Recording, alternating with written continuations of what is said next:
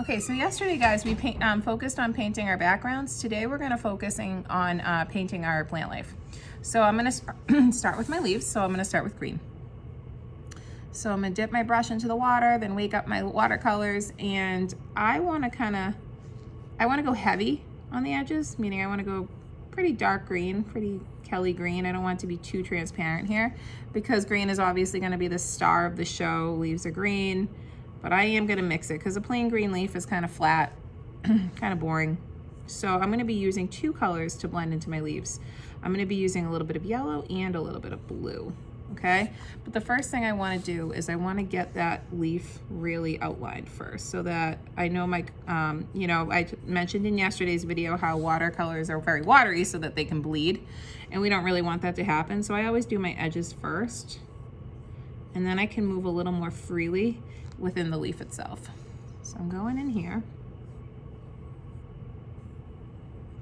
And I'm getting around those edges. All right. So now that I got around my edges, I'm gonna add a little more green in here. But I'm gonna leave some spaces. So as you can see, as I go through my leaf, I'm putting in the green, but I'm leaving some white areas because I'm gonna add some blue and yellow in those areas to break it up and make it a little more interesting. Okay, so now I'm gonna go for some blue. So I cleaned off my brush, wake up the blue, and now I'm gonna take, just kind of, blue's a dark color, it's a strong color, so a little goes a long way here. And I'm gonna start to put some blue here in some of those white areas, but not all of them, because I really want some yellow in there too to kind of brighten it up. Clean off my brush and hit it with the yellow.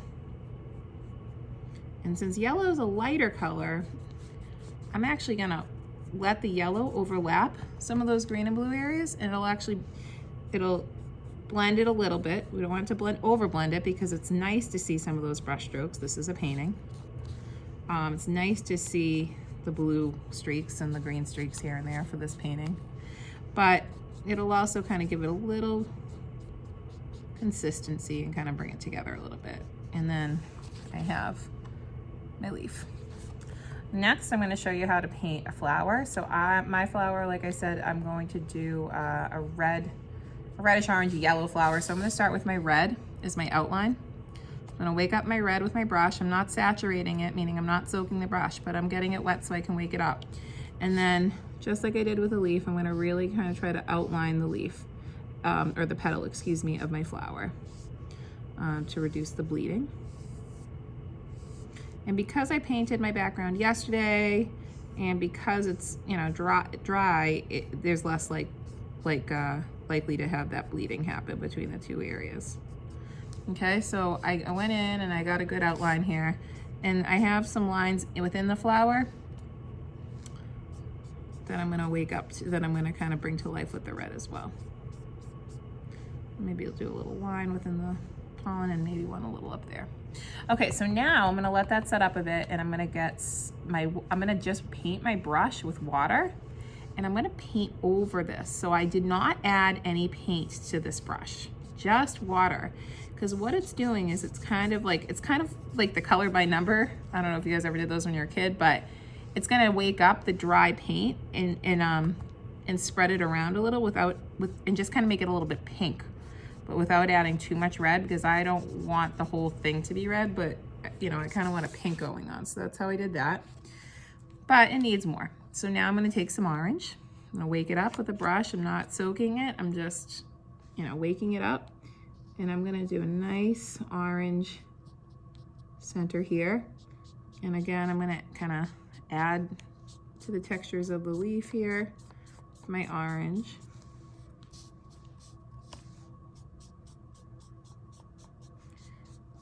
And last but not least, I'm gonna clean off my brush and go back in with some yellow, and I'll be a little more, just like I did with the leaf, I'm really gonna go over a lot with the yellow because it's such a light color, yet a vibrant color, that it won't cover what you did with your red and your orange. It'll just brighten it up, bring it to life a little bit.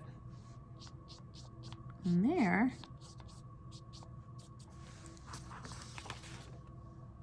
it is, okay?